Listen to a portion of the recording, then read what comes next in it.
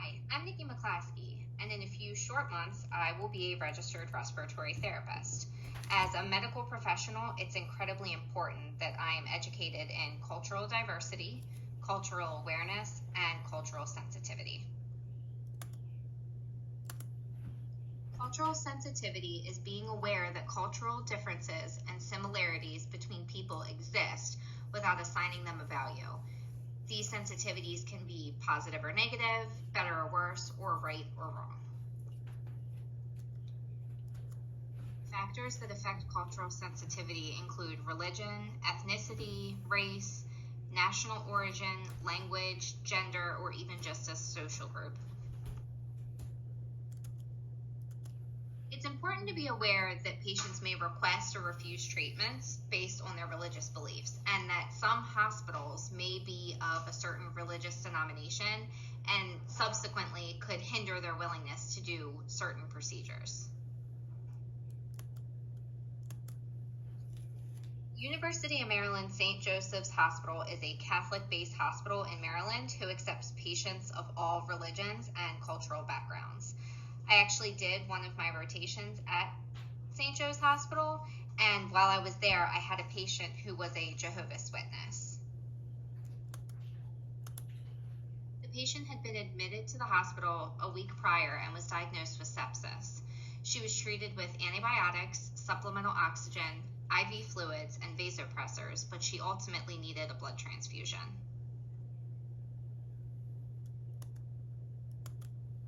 Because every patient has the right to autonomy, she denied the blood transfusion due to her religious beliefs.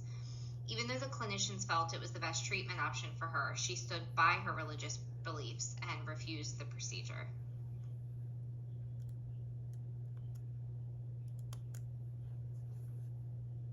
Some of the providers on her healthcare team were frustrated and trying to convince her to get the blood transfusion to help save her life. And the attending physician had to remind them that it's not our job to convince patients on treatments, but to find alternative options that the patient's comfortable with. Vaccinations can also be a sensitive topic depending on religious beliefs.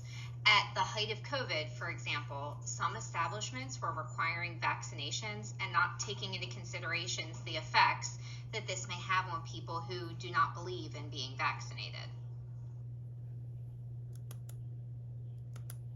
On the other end of the spectrum, being aware of someone's culture and where they lived or their exposure to certain diseases can definitely be beneficial to us providing them with treatment and knowing appropriate vaccinations they may or may not need. Aside from people's beliefs, being aware of and respecting traditions that their cultures have when family members or friends are ill or dying is another way to be culturally sensitive.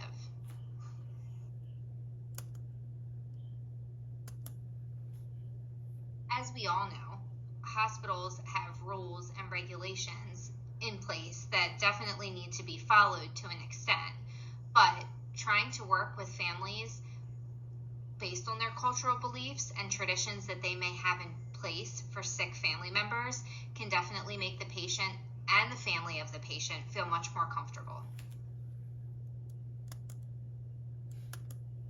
In addition to religious beliefs and traditions, it's also important to be aware of how different gestures, whether they be hand gestures or just body language, can be perceived based on someone's cultural background.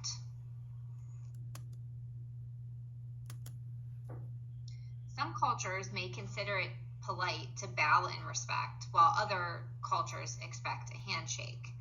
Young male Orthodox Jewish, for example, are not supposed to touch females in any way, including a handshake. Being aware of this can show a mutual respect for both the patient and make them feel at ease when they may be otherwise uncomfortable. The LGBTQIA+ is a social group that is increasingly growing and isn't talked about quite as much in the medical field. I do believe raising cultural awareness on this matter will help with recovery of patients who fall into this category. had a patient at one point throughout my rotations who is a trans male who did not have a pronoun preference. He felt as though it didn't matter what people called him, but after learning more about the transgender community and micro and macro aggressions, I learned that this is not always the case. People have different triggers based on previous events that have happened in their lives, and everyone does have a different story. So being conscious of asking people how they prefer to be addressed is a small act of kindness that can go a long way in showing that you are sensitive to their feelings. Patients with disabilities are a huge cultural group that is especially affected in the medical field. Our ability as providers to be sensitive to their needs and to adapt to different things that they may need goes a long way when we are treating these patients.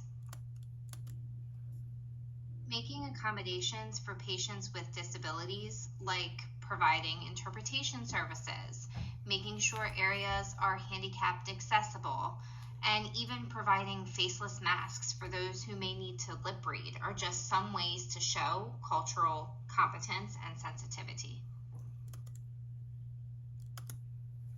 While I only began to scratch the surface of different cultures and how to be sensitive to the array of diversity that we may intercept during our working in the medical field, just remember, we are all created equally and deserve to be treated that way.